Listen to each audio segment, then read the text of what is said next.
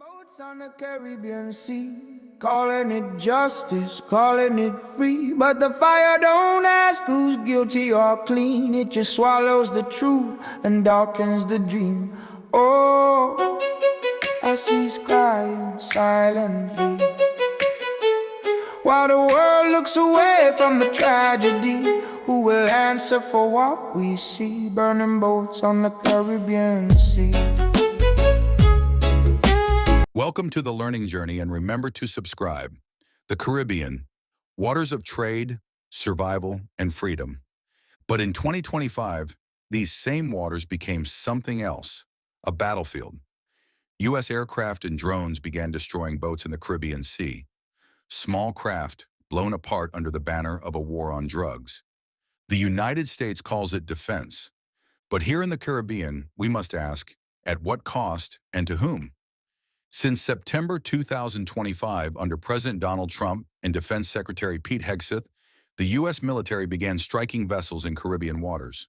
Drones and fighter jets targeted what they called narco boats. By late October, at least 10 vessels destroyed and dozens dead. The first strike came on September 2nd, when a U.S. Marine Corps aircraft sank a boat said to be carrying members of the Venezuelan gang Tren de Aragua. 11 people died. Over the following weeks, more strikes came, often at night or dawn.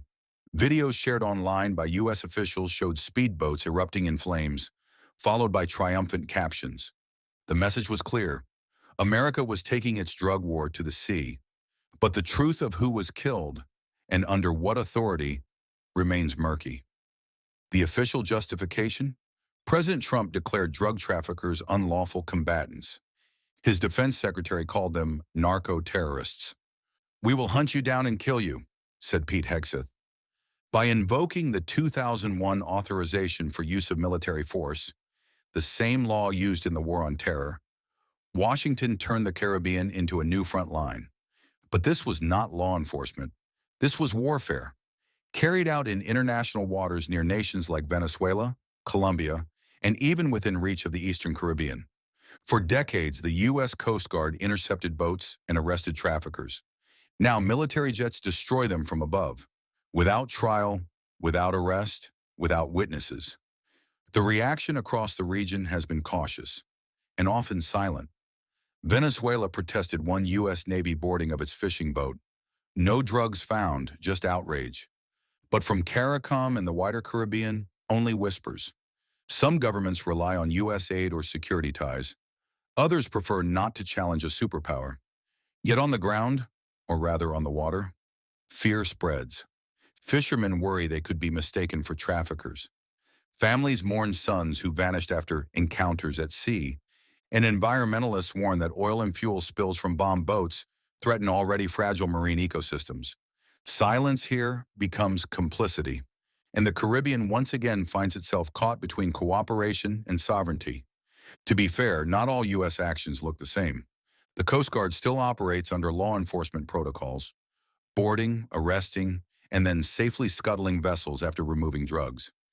In September 2025, the Cutter Stone seized a go-fast boat near the Panama Canal with 13,000 pounds of cocaine aboard. After arrest, the empty vessel was burned and sunk, legally as evidence disposal. That's a world apart from the military's shoot-first airstrikes. One enforces the law, the other bypasses it. For the Caribbean, this campaign reopens old wounds. From Grenada to Panama, our region has known what U.S. security operations can mean. Now 2025 brings that power back. Not on land, but across the sea. The U.S. claims success, saying drug routes fell by 95%. Experts disagree, noting traffickers simply shifted to other routes: Central America, West Africa, even Europe. So what really changed? The numbers are uncertain, but what's clear is this: a precedent has been set. One where the Caribbean can once again be treated as a testing ground for foreign military power. Accountability is not an act of defiance, it's an act of dignity. Our nations deserve clear answers. Who approved these strikes? What intelligence justified them? And were the victims ever confirmed as traffickers or simply people lost to suspicion? Regional bodies, from CARICOM to the OAS, must demand transparency. Because sovereignty means little without responsibility, and justice means nothing without truth. Oh, as we look back on 2025, three critical questions remain. Questions the United States must answer. 1. Who decides when lethal force replaces law enforcement in our region? 2. What safeguards exist to protect innocent Caribbean lives? 3. And who will be held accountable when power is misused on our seas? Because this is not just an operation, it's a chapter in our shared history. And this video will record the historical context of 2025, a year when the Caribbean once again became a stage for great power and small voices.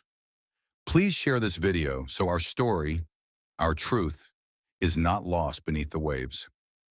Understanding our past, questioning our present, shaping our future. It free, but the fire don't ask who's guilty or clean. It just swallows the truth and darkens the dream. Oh, I see crying silently while the world looks away from the tragedy. Who will answer for what we see? Burning boats on the Caribbean Sea.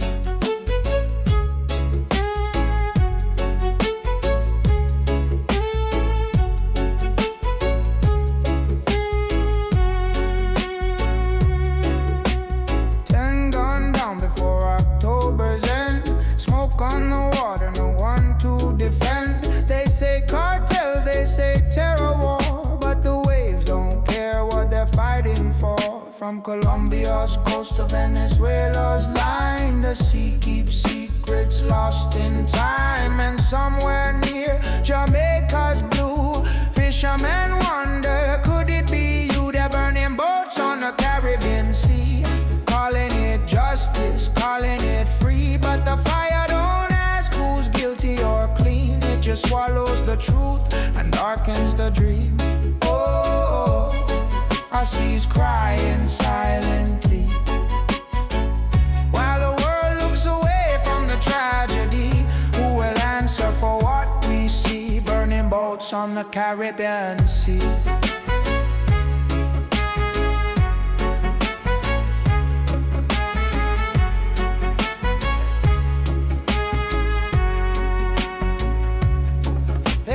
Smugglers, they call them prey, but no courts, it's in the ocean spray. Just drones and orders from far away, and no voice left to say who'll pay.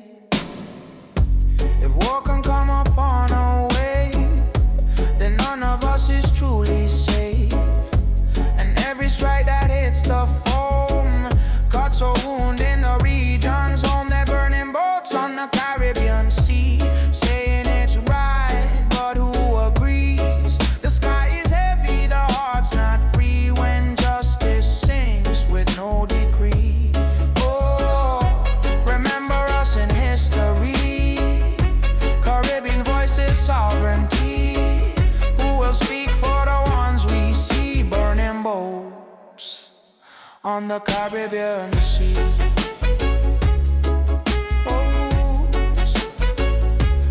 Caribbean Sea.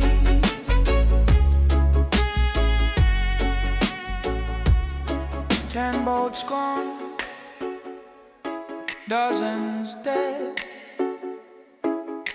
No trial, no name, just silence on the tide, and a question that still echoes.